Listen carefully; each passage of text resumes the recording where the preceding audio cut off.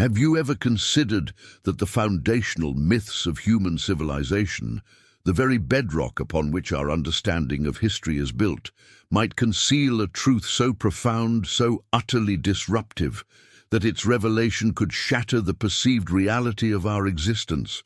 What if the ancient stories, dismissed by modern minds as mere allegories or primitive explanations for natural phenomena, were in fact cautionary tales, encoded warnings about forces far beyond our current comprehension? The archaeological annals are replete with enigmas, yet none perhaps quite as unsettling, as potentially paradigm-shifting, as the whispers that have long circulated regarding the lost technologies and forbidden energies of the Anunnaki, said to be woven into the very fabric of Sumerian antiquity. It is a notion that seems ripped from the pages of science fiction, yet the accumulating evidence, painstakingly unearthed from the sun-baked sands of Mesopotamia, paints a picture far stranger than any fiction could conjure.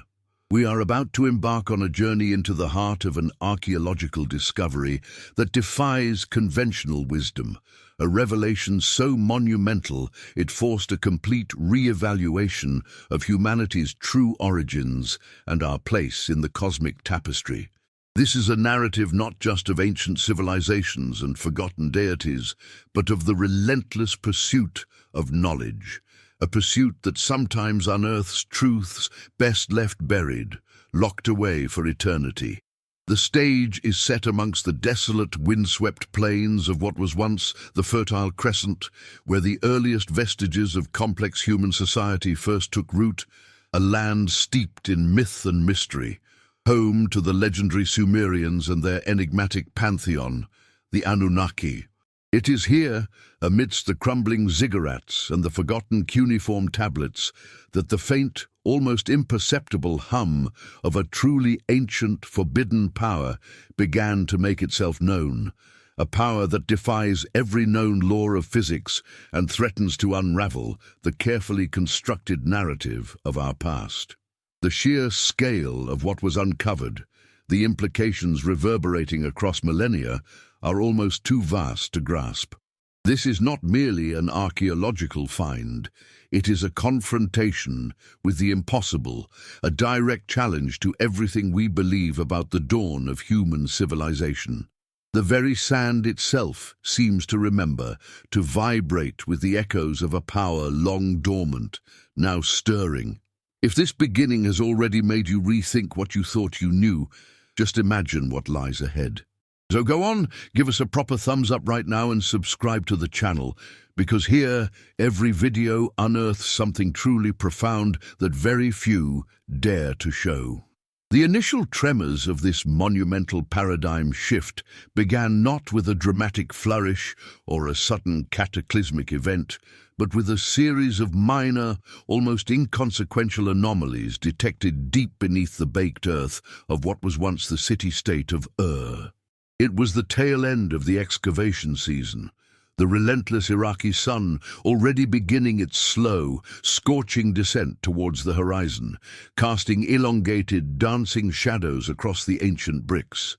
Dr. Alistair Finch, a man whose tweed jacket seemed perpetually infused with the scent of damp libraries and ancient dust, and whose perpetually furrowed brow spoke volumes of decades spent sifting through the detritus of forgotten empires, was overseeing the final phases of a rather routine dig. Alistair, a distinguished professor from the University of London's Institute of Archaeology, was known for his meticulous methodology and his almost dogmatic adherence to conventional historical narratives. He was, to put it mildly, not a man given to flights of fancy or the embrace of fringe theories.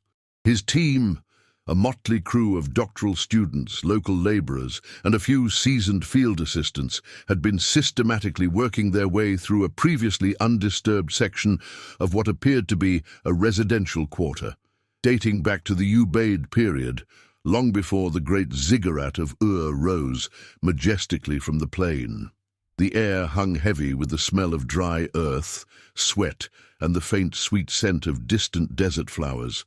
The only sounds were the rhythmic scrape of trowels, the hushed murmurs of instructions, and the occasional distant cry of a desert bird. It was a typical day, hot, dusty, and utterly unremarkable, or so it seemed. Then came the first peculiar readings. Eleanor Vance, a brilliant but somewhat eccentric geophysicist from Imperial College, on loan to the project to assist with ground-penetrating radar surveys, had noted a persistent low-frequency electromagnetic resonance emanating from a particular stratum. It was subtle, barely registering above the background noise of the desert, but Eleanor, with her uncanny intuition for such things, couldn't shake the feeling that something was amiss. Her equipment, usually so reliable, seemed to be struggling, the readings flickering erratically whenever she centered on a specific point around 20 meters below the surface. She'd tried recalibrating, checked all the connections, even given the console a good British thwack to see if it would behave itself. Nothing. The anomaly persisted, a faint rhythmic pulse that defied explanation. Alistair naturally had been skeptical. "Are you absolutely certain, Eleanor?" he'd inquired, his voice a low rumble as he peered over her shoulder at the flickering screen, a pair of spectacles perched precariously on the end of his nose. Could it not be a geological peculiarity? Perhaps some ferrous deposits deep within the bedrock? He'd offered a half-dozen perfectly rational explanations, as was his professional wont, dismissing the anomalous data as an equipment malfunction or an environmental oddity. He was a scientist, after all, trained to find logical terrestrial explanations for everything. Eleanor, however, possessed a tenacity that belied her seemingly gentle demeanor. She spent days meticulously resurveying, triangulating, and cross-referencing her data, her brow now as furrowed as Alistair's. The readings were consistent, impossibly so. It was a coherent energy signature, not random noise, and it was undeniably emanating from a structure that, according to their current understanding, shouldn't exist at that depth or in that configuration. The energy itself was a conundrum. It wasn't a standard electrical current, nor a natural magnetic field, nor even the residual radiation one might expect from some ancient, forgotten material. It possessed a unique signature, a specific harmonic frequency that hummed with an almost biological rhythm, yet was entirely artificial. It was as if the earth itself was breathing, but with an alien breath. The team, initially amused by Dr. Vance's little ghost, gradually began to pay closer attention as Eleanor, with characteristic British understatement, presented her findings. Her data was irrefutable, meticulously logged and cross-verified. There was something down there, something that generated a persistent, inexplicable energy field. It was the first ripple in a pond that would soon be consumed by a veritable tidal wave of discovery. The sheer persistence of the signal, its unwavering strength despite the immense geological overburden, began to gnaw at Alistair's staunch conventionalism. A tiny crack, almost imperceptible, began to form in his carefully constructed edifice of academic certainty. The desert winds whispered ancient secrets, and for the first time in his illustrious career, Alistair felt a genuine shiver that had nothing to do with the evening chill. The subtle, rhythmic thrumming deep beneath the earth was a prelude, a barely audible overture to a symphony of discovery that would redefine human history. This wasn't merely a geological anomaly, it was a signature, a deliberate imprint left by something or someone utterly alien to the annals of accepted human endeavor. The meticulous, patient work of archaeology, usually a slow, incremental unveiling of the past, was about to be irrevocably accelerated by an encounter with the impossibly ancient.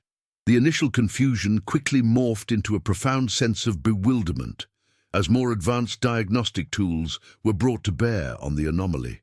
Alistair, despite his initial reservations, understood the gravity of Eleanor's findings. He pulled strings, made calls to various funding bodies in London, citing an unprecedented subsurface structural anomaly, a wonderfully academic euphemism for, We've found something utterly bizarre and can't explain it." Within weeks, a specialized team, including structural engineers and more cutting-edge geophysics experts from CERN, disguised as civilian contractors, arrived on site, flown in on a rather discreet cargo plane. Their equipment, sleek and humming with sophisticated electronics, was unlike anything the archaeological team had ever seen. They deployed a complex array of muon detectors, neutrino sensors, and advanced electromagnetic field scanners, creating a three-dimensional map of the subsurface region. The results were, to put it mildly, utterly staggering. Beneath the Ubaid layer, approximately 30 meters down, lay an immense, perfectly geometric structure, vast beyond anything built by Sumerian hands, or indeed any known ancient civilization. It was not constructed of brick or stone, but of an unknown, non-reflective material that appeared to absorb all conventional wavelengths, rendering it almost invisible to standard radar. The energy signature, far from being a random pulse, was a highly structured, coherent field, radiating outwards from this colossal submerged edifice. It was a perfect, symmetrical emanation, a signature that suggested deliberate design, not geological accident. Professor Vance, her face illuminated by the eerie glow of the holographic projections, her voice hushed with a mixture of awe and trepidation, explained the findings to a stunned Alistair. It's almost as if it's alive, Alistair," she murmured, gesturing at the pulsating light patterns on the screen. "The energy flux is incredibly stable, almost impossibly so, given the depth and the millennia it's been down there. And the material, we can't get a definitive spectral analysis. It's unlike any element or compound in the periodic table." The sheer scale of the discovery began to sink in, like a lead weight in a deep, dark well. This wasn't just a hidden building, it was an entire colossal installation, a subterranean behemoth that dwarfed anything the Sumerians were known to have built. The very ground seemed to thrum with a silent, profound power. The implications were profound and immediate. If this structure was artificial, who built it, and with what technology?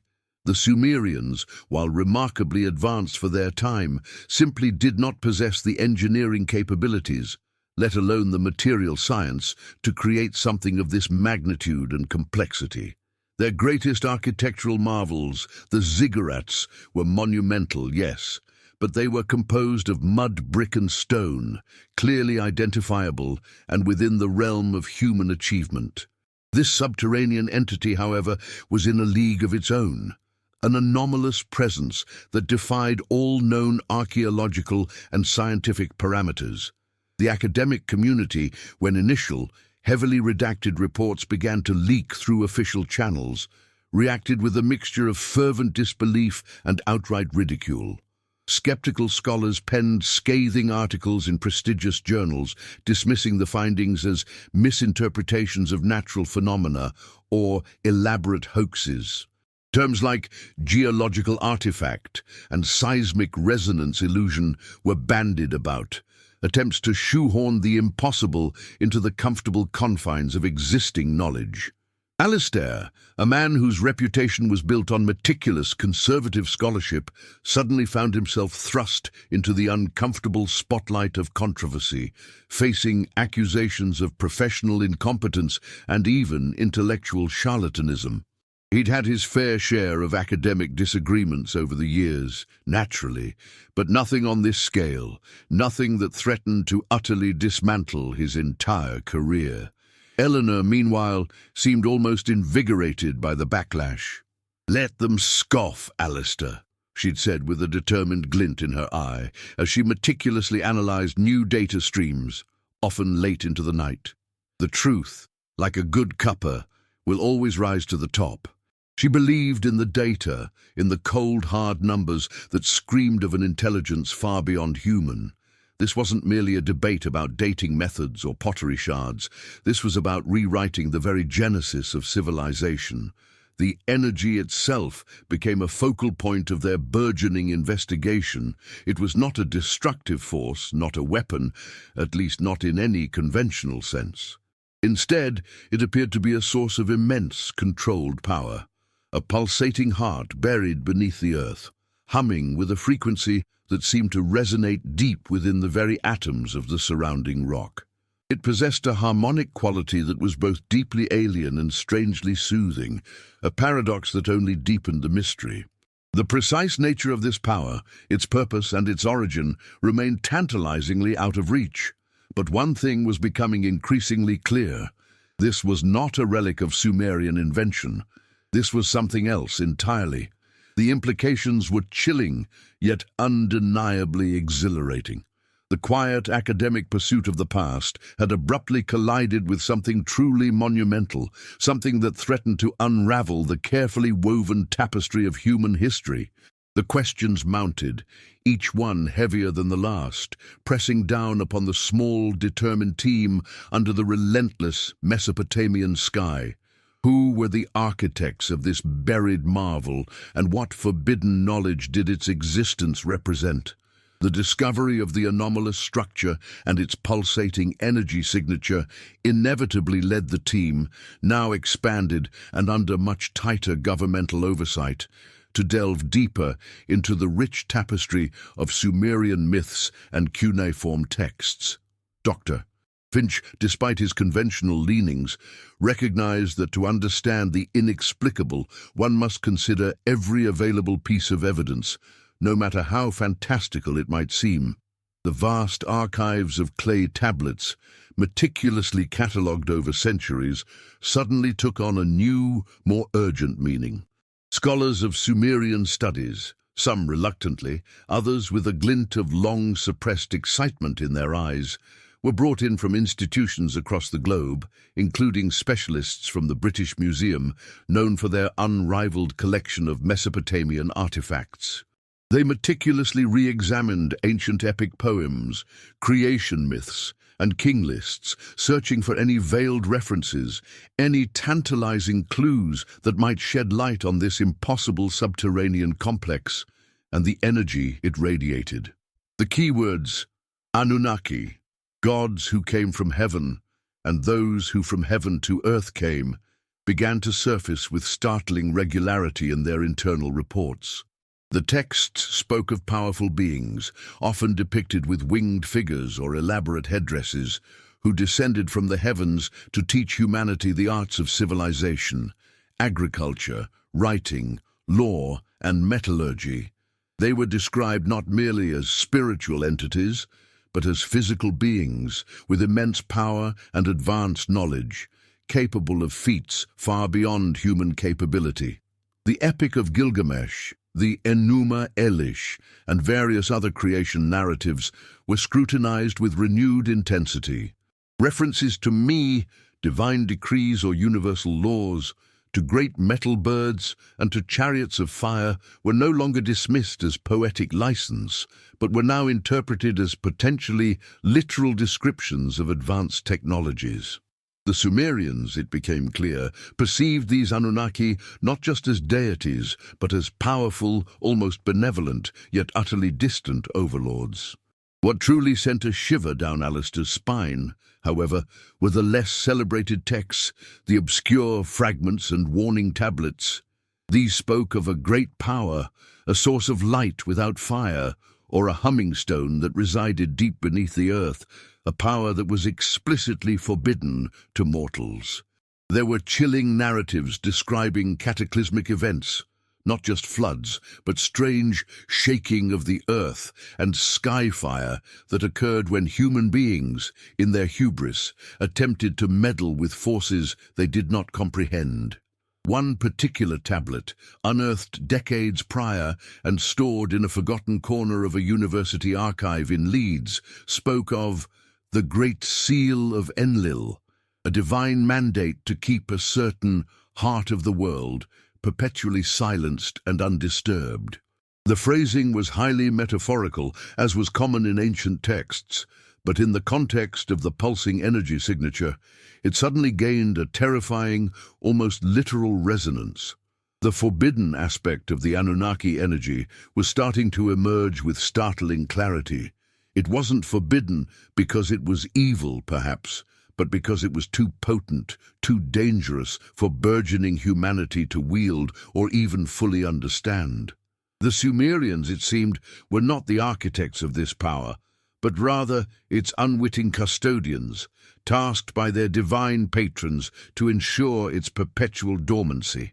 The sophisticated systems of seals and wards mentioned in the texts, previously interpreted as mere spiritual protections, were now viewed through the lens of advanced engineering, suggesting physical containment mechanisms designed to isolate and neutralize a potentially catastrophic force. The implications were immense. If the Anunnaki truly existed, and if they possessed such advanced capabilities, then the entire timeline of human evolution, technological development, and religious belief needed a radical overhaul. The discovery wasn't just unearthing a structure. It was unearthing a hidden chapter in humanity's shared history, a chapter that spoke of alien intervention and forbidden knowledge.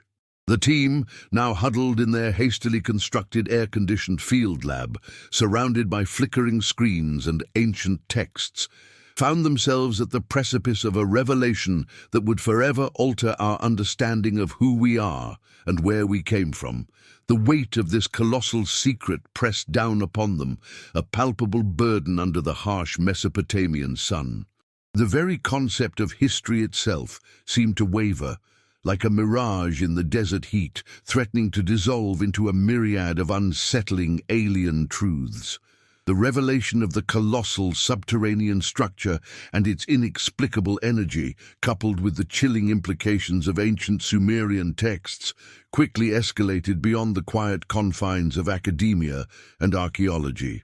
The news, initially confined to highly classified reports and hushed conversations between government officials, eventually seeped into the broader intelligence community. This wasn't merely a significant archaeological find. It was a matter of global security, a potential game-changer in geopolitics.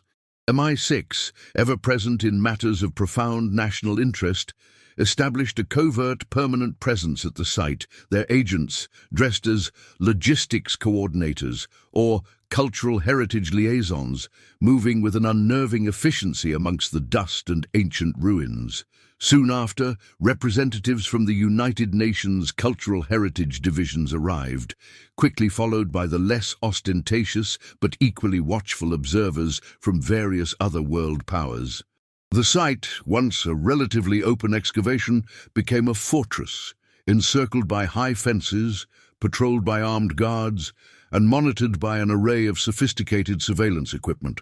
The desert air, once echoing only with the sounds of academic endeavor, now hummed with the low thrum of military vehicles and the crisp crackle of secure radio communications. Alistair, now routinely debriefed by stern-faced men in tailored suits, found his scholarly world utterly transformed. His lectures at UCL seemed a lifetime away.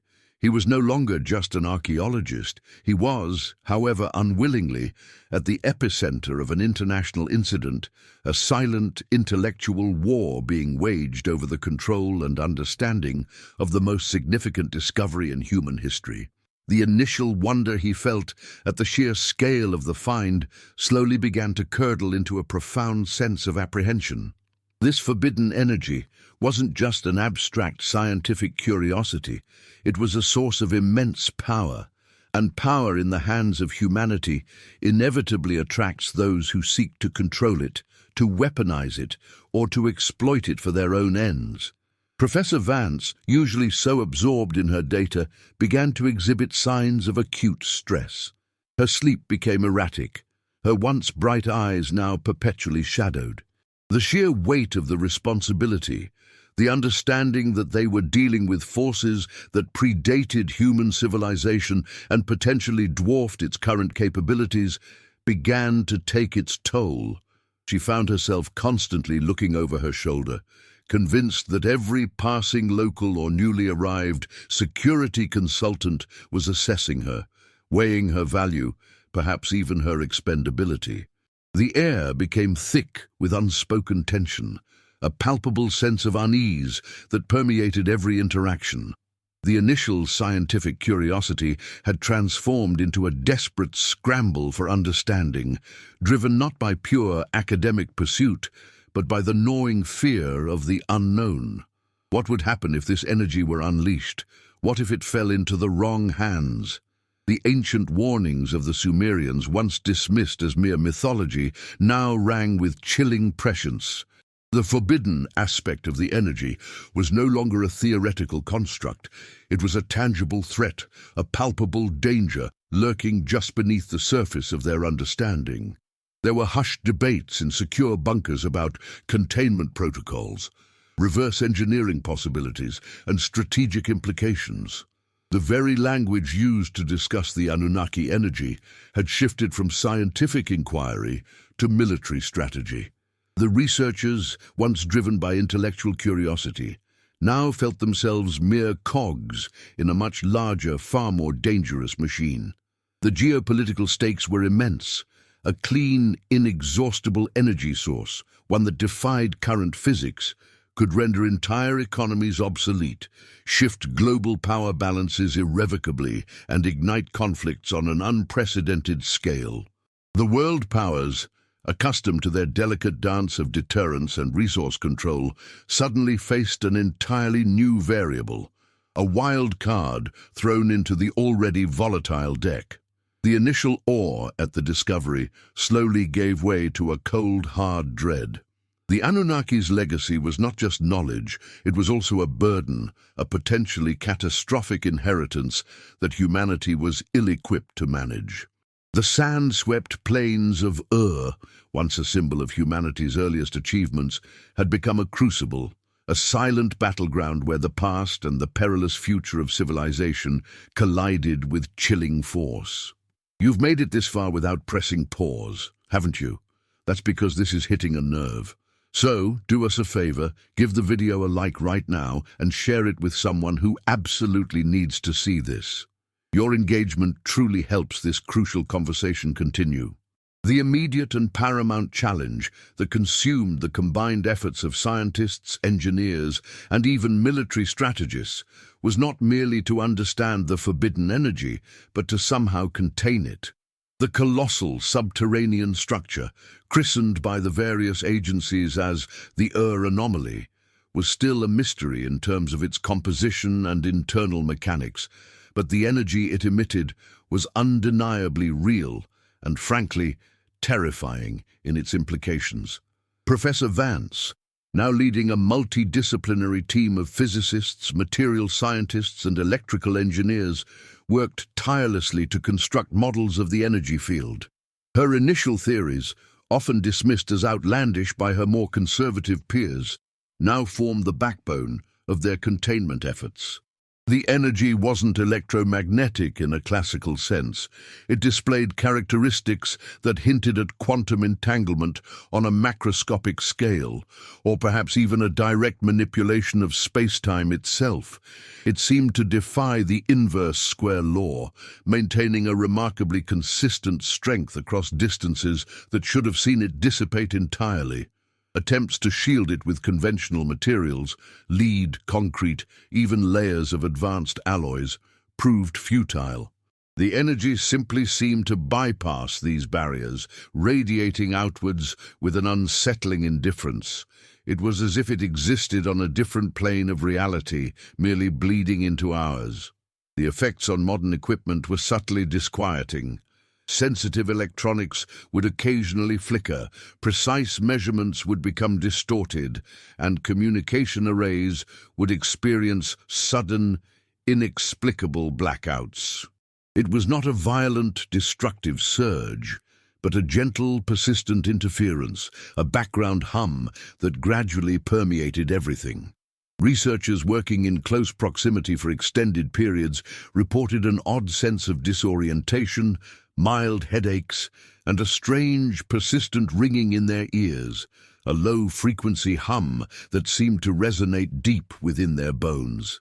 Alistair, ever the meticulous observer, noted the changes in his own temperament, a heightened sense of irritability, an inability to concentrate, and vivid, unsettling dreams that seemed to echo with ancient warnings. It was as if the energy, though contained within its ancient prison, was subtly influencing its immediate environment, asserting its alien presence. The containment challenge was twofold: physical and theoretical. Physically, they needed to construct a barrier that could somehow attenuate or redirect this unknown energy. Theoretically, they needed to comprehend its very nature, to unravel the physics of a power source that seemingly broke every rule in their textbooks. One of the more radical and frankly terrifying proposals came from a young theoretical physicist from Caltech, Dr. Iris Thorne, who suggested that the structure wasn't merely a generator, but a receiver or transmitter of information, using the very fabric of space-time as its medium.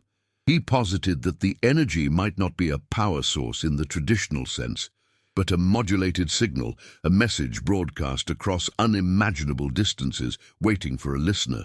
This theory, while dismissed by some as pure conjecture, gained traction as the team observed peculiar, almost rhythmic fluctuations in the energy field that seemed to correspond to specific, complex mathematical patterns. Could the forbidden energy truly be a form of communication, a vast, ancient beacon broadcasting from the depths of the earth, or perhaps even from beyond?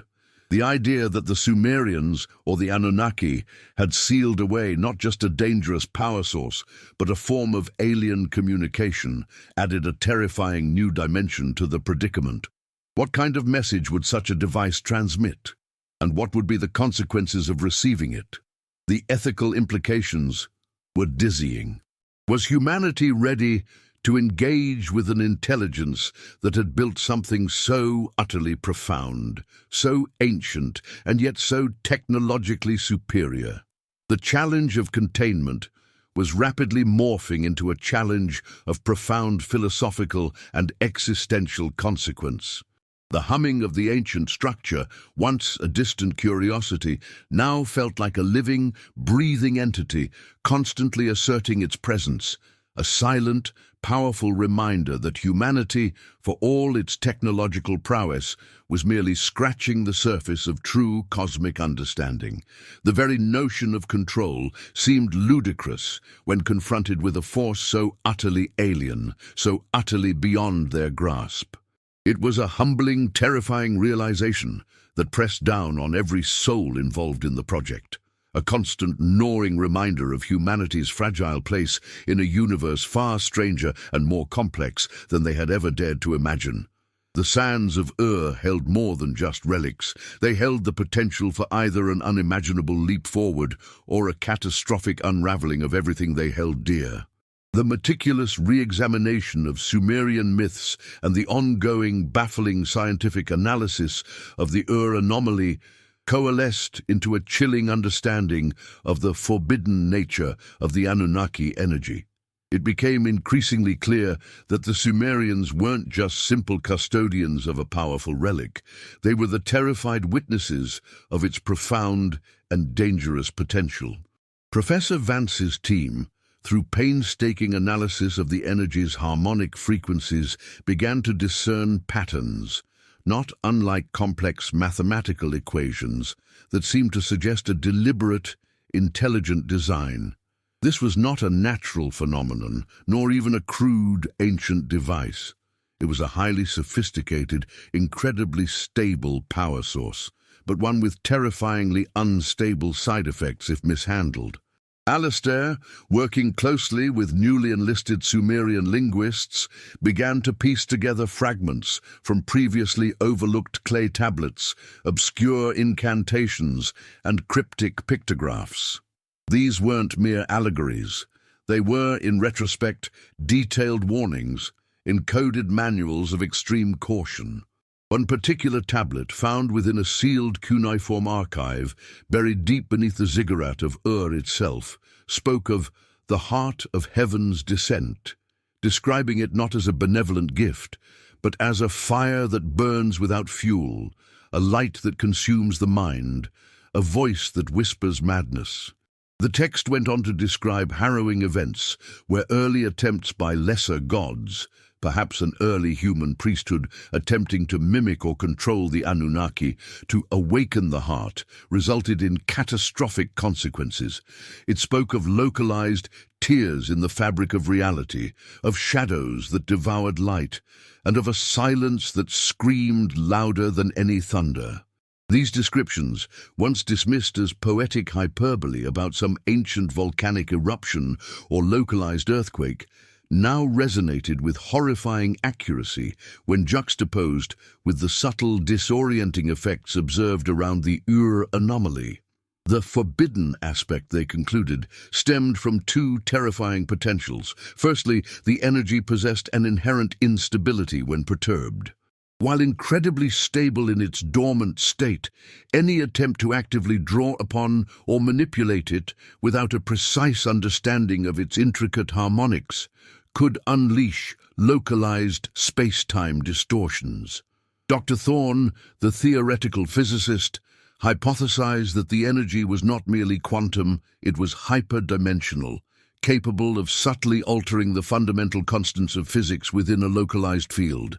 This meant that any uncontrolled interaction could, quite literally, tear holes in the fabric of reality, creating temporary zones where causality broke down, where matter and energy behaved erratically, and where the very concept of space-time became fluid.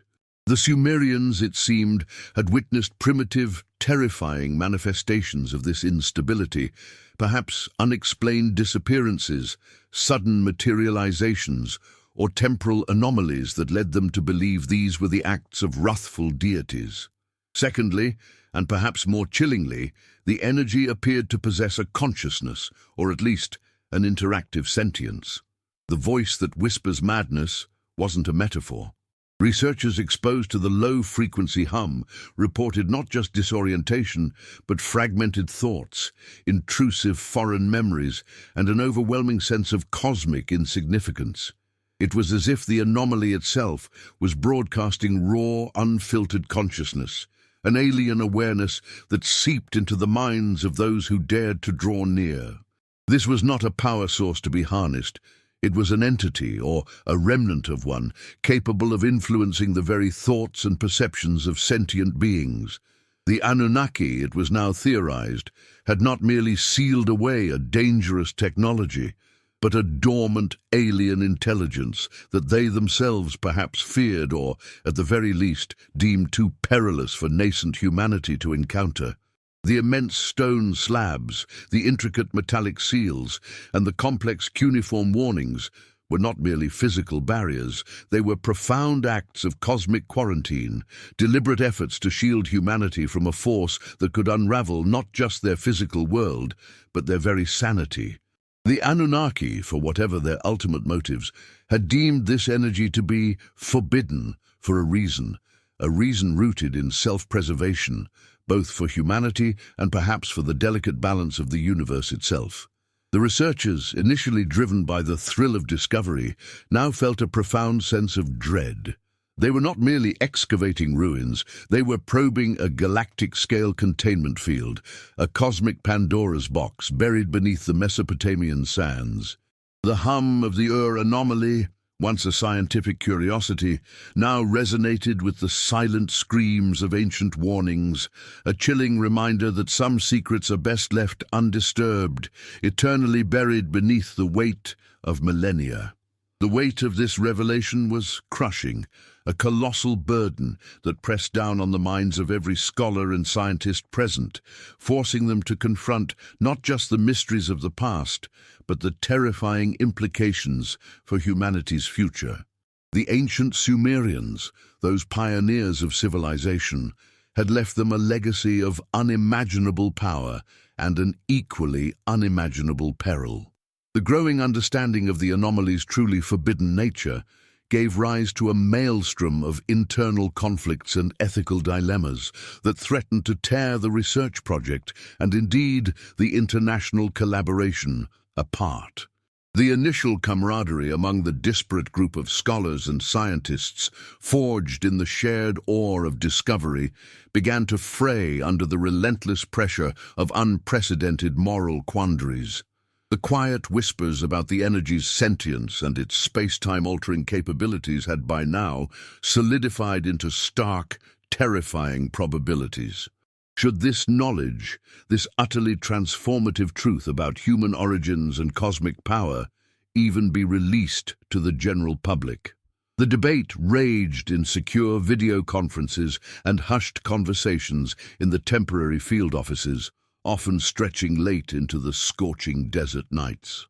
Alistair Finch, the cautious academic, argued vehemently for controlled dissemination, advocating for a phased release of information, carefully curated to prevent global panic or societal collapse.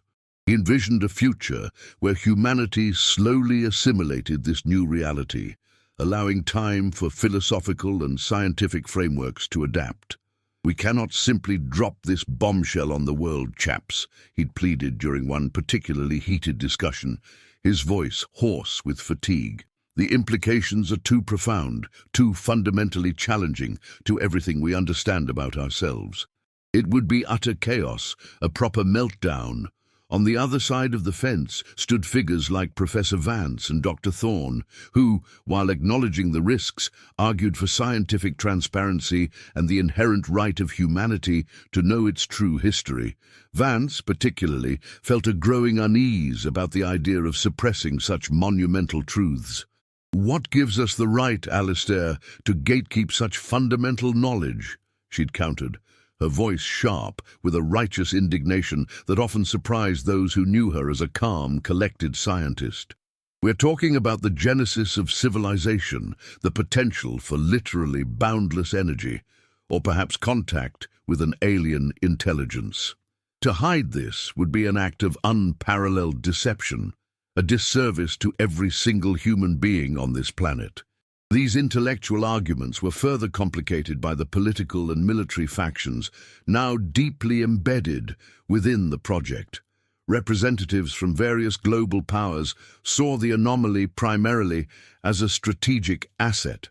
There were aggressive proposals for immediate, albeit risky, attempts to weaponize or harness the energy, to understand its destructive potential for geopolitical advantage. The fear of one nation gaining exclusive control over such a transformative power fueled a tense, almost paranoid atmosphere. Covert operations, subtle intelligence gathering, and even outright espionage attempts were detected, further exacerbating the mistrust amongst the international team members.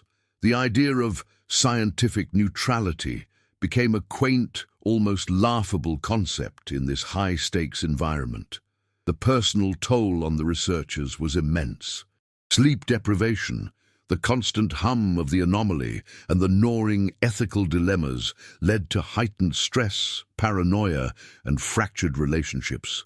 Colleagues who had once shared a common purpose now eyed each other with suspicion, wondering whose agenda they were truly serving. Some researchers experienced vivid hallucinations, strange temporal dislocations during their shifts, or overwhelming feelings of despair and existential dread. A young paleontologist, Dr.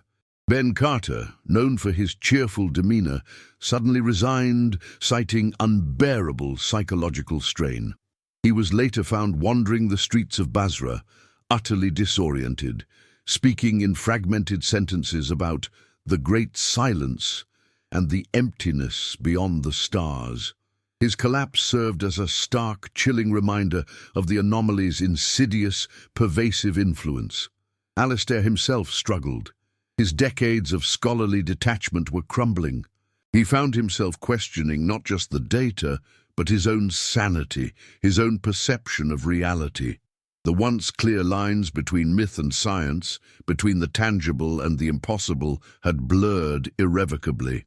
The archaeological site, once a place of quiet historical revelation, had become a psychological crucible, a testing ground for the very resilience of the human mind when confronted with the truly alien.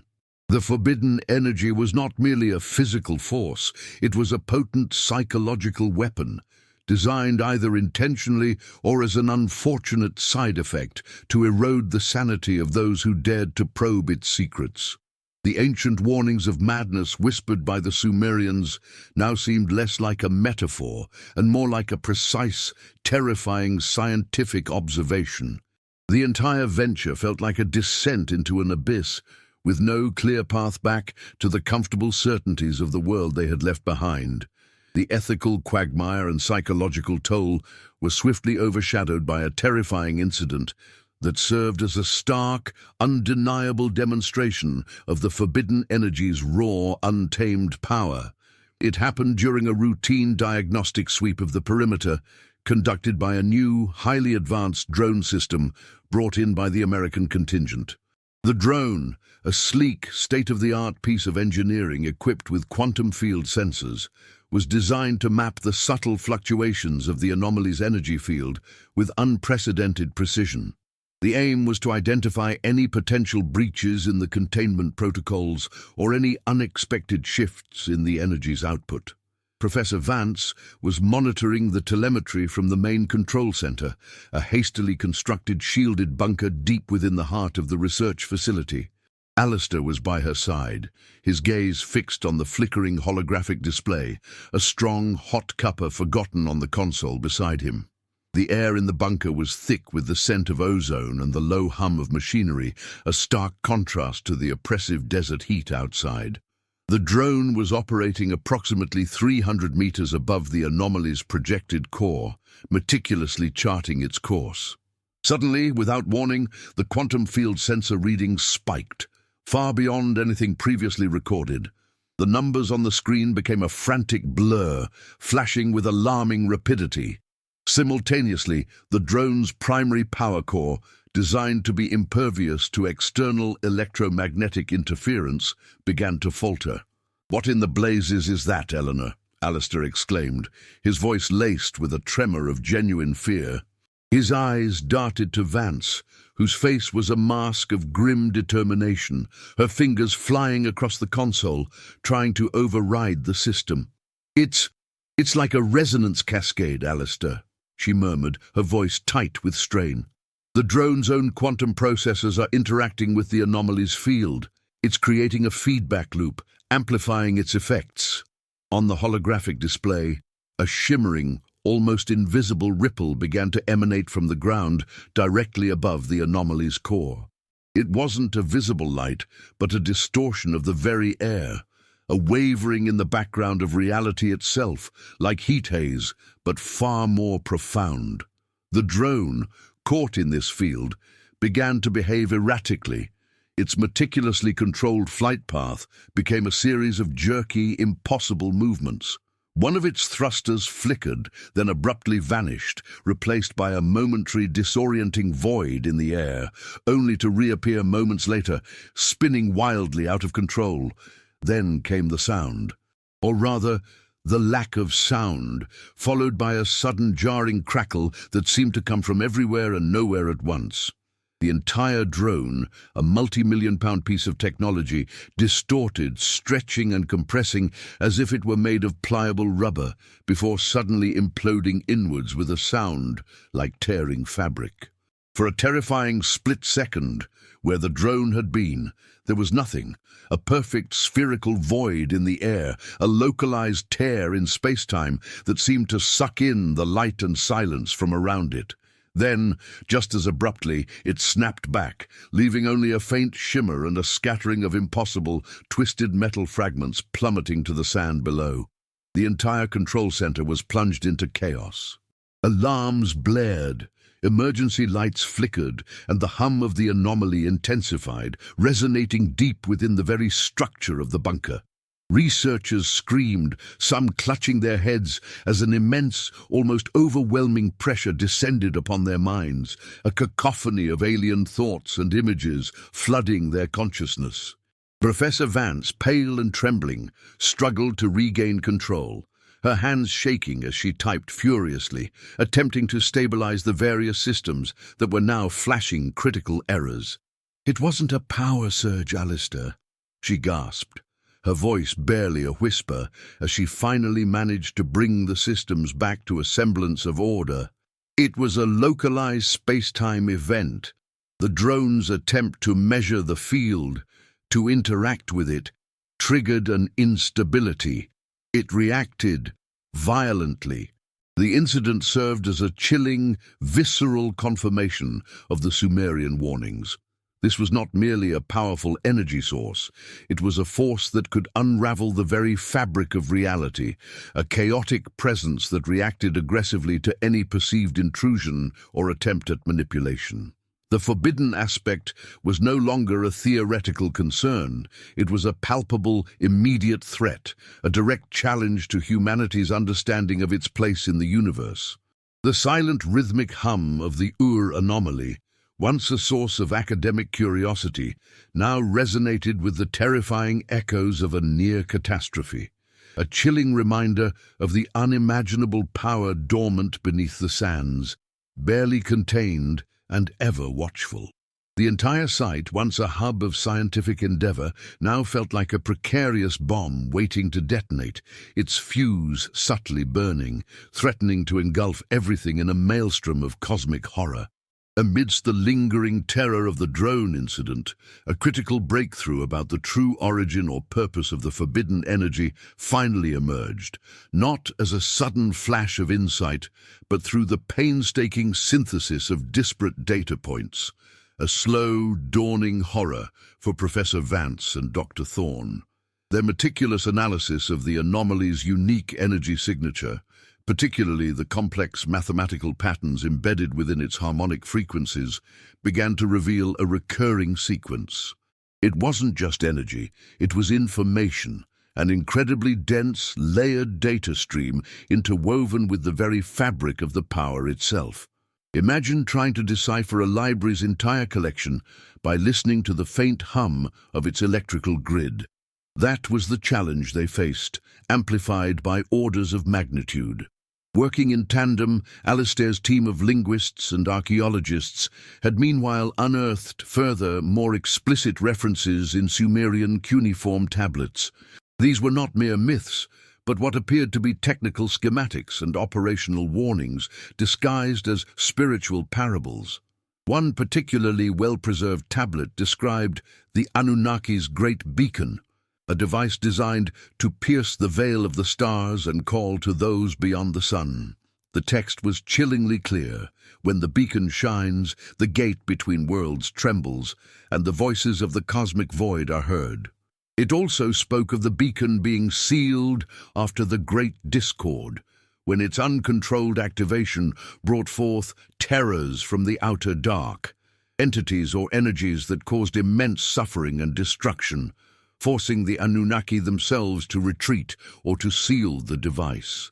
The pieces, once scattered like shards of ancient pottery, began to fit together with a terrifying precision. The anomaly wasn't merely a power source. It was an incredibly sophisticated, hyperdimensional communication device, a cosmic amplifier designed to transmit and receive signals across vast interstellar or even interdimensional distances. The forbidden energy was the very medium of this communication, the modulated carrier wave upon which untold volumes of alien information were encoded. The madness experienced by those exposed to its hum was not a random side effect, but perhaps a direct, unshielded interaction with this raw, alien data stream. A deluge of information so profound, so utterly foreign to the human mind, that it caused immediate cognitive collapse. Dr. Thorne, his face pale, with a mixture of terror and intellectual exhilaration, articulated the grim conclusion. It's not just a beacon, Alistair. It's a portal, or rather, a bridge of consciousness. The Anunnaki weren't just building a way to talk to distant allies. They were creating a nexus point, a place where different realities could intersect, where different intelligences could converge. The energy isn't just power, it's the medium, the message, and potentially the gateway itself. This revelation redefined everything. The Anunnaki weren't just ancient astronauts or benevolent teachers. They were potentially interdimensional navigators, galactic envoys who had established a cosmic communication hub on Earth. And they had sealed it away, not just for humanity's protection, but perhaps for their own, or to prevent the resurgence of whatever terrors from the outer dark they had inadvertently summoned in their initial experiments. The very ground beneath was not just an archaeological site. It was a cosmic switchboard, dormant for millennia, now stirring back to life. The knowledge that the anomaly was a communication device, a bridge to unknown intelligences, presented an even more terrifying dilemma than mere energy harnessing. The forbidden aspect was now understood not just as a warning against wielding immense power, but against engaging with profound, potentially hostile, alien realities. The questions multiplied, each more unsettling than the last. What message was it broadcasting? What message was it receiving? And what precisely was it connecting them to? The initial relief at understanding its purpose was quickly supplanted by a cold, existential dread. This wasn't merely a historical discovery, it was a direct confrontation with the unknown, a cosmic hand extended from the void, and humanity was utterly unprepared to grasp it. The quiet hum of the anomaly, once just an irritating background noise, now felt like the prelude to a conversation, an ancient dial tone waiting to be picked up, threatening to introduce humanity to a universe far stranger and more terrifying than any of their most vivid nightmares. The ancient Sumerians, in their rudimentary tablets, had encoded a warning of truly galactic proportions, a desperate plea to leave the cosmic switchboard permanently offline. The ultimate revelation that the anomaly was a hyperdimensional communication device, a dormant cosmic switchboard, irrevocably shifted the global narrative surrounding the discovery. The world, already teetering on the brink of geopolitical instability, now faced an existential reckoning. The whispers that had once been confined to secure bunkers and classified reports suddenly erupted into a cacophony of speculation, fear, and fervent belief across every corner of the globe. Conspiracy theories, previously relegated to the fringes of the internet, exploded into the mainstream, finding fertile ground in a populace grappling with unprecedented uncertainty. Overnight, the Anunnaki transformed from ancient myth into verifiable, albeit alien, architects of human history. Religious fundamentalists from every creed and continent interpreted the discovery through their own lenses. Some hailed it as proof of divine intervention, seeing the Anunnaki as angels or fallen gods, while others decried it as an abomination, a direct challenge to their sacred texts, foretelling an apocalypse brought about by humanity's hubris. Mass hysteria outbreaks were reported in several major cities as the public struggled to process the idea that their understanding of creation, of their place in the universe, had been fundamentally shattered. This wasn't just a new scientific fact. It was a total overhaul of humanity's existential framework. Scientists themselves, usually a bastion of cool reason, were deeply divided. Astrophysicists debated the implications for interstellar travel and alien life, while quantum physicists scrambled to integrate the anomaly's unique energy signature into existing theories, often with little success. Many felt a profound sense of humiliation, forced to admit that the basic laws of physics they had so painstakingly constructed over centuries were, in the face of this ancient technology, incomplete or simply wrong. Others, like Professor Vance and Dr. Thorne, saw it as the greatest intellectual challenge humanity had ever faced, a chance to expand their understanding of the universe to unimaginable horizons. The sheer potential for new technologies, from limitless energy to hyperdimensional travel, was tantalizing, but it was inextricably linked with the terrifying risks of interacting with a truly alien intelligence. The governments, caught between public panic and the allure of unimaginable power, struggled to formulate a coherent response. The site at became the most heavily guarded location on Earth, a perpetual no-fly zone, a fortress against both external threats and internal leaks. The initial international cooperation, already strained, began to crack under the immense pressure. Each nation secretly feared that another might find a way to activate the beacon or decipher its messages, gaining an insurmountable advantage in a new cosmic arms race. The global reckoning was not just about understanding the anomaly, it was about understanding humanity's capacity for unity and self-preservation in the face of an overwhelmingly alien truth. Alistair, observing the chaos from his heavily guarded office at the site, felt a profound weariness. His life's work, once a meticulous journey through the past, had become an unwanted expedition into a terrifying, uncertain future. The ancient Sumerians, in their primitive wisdom, had clearly understood the profound danger of this forbidden energy, sealing it away for millennia. They had foreseen the global reckoning, perhaps even experienced it in some forgotten age. The human tendency to probe, to unravel every mystery, regardless of the consequences, now seemed like a fatal flaw, a cosmic hubris that threatened to unleash forces far beyond their control. The very air around the anomaly seemed to vibrate with a palpable tension, a silent hum that echoed the fear and uncertainty gripping the world.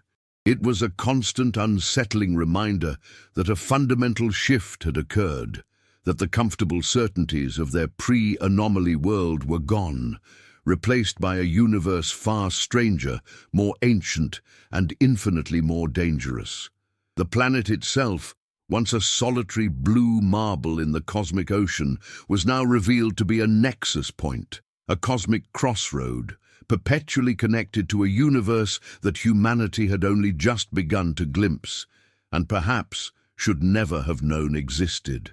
The ultimate truth of the Anunnaki, it seemed, was not just about their presence, but about the profound, eternal warnings they had left behind, now ringing with terrifying clarity across the millennia.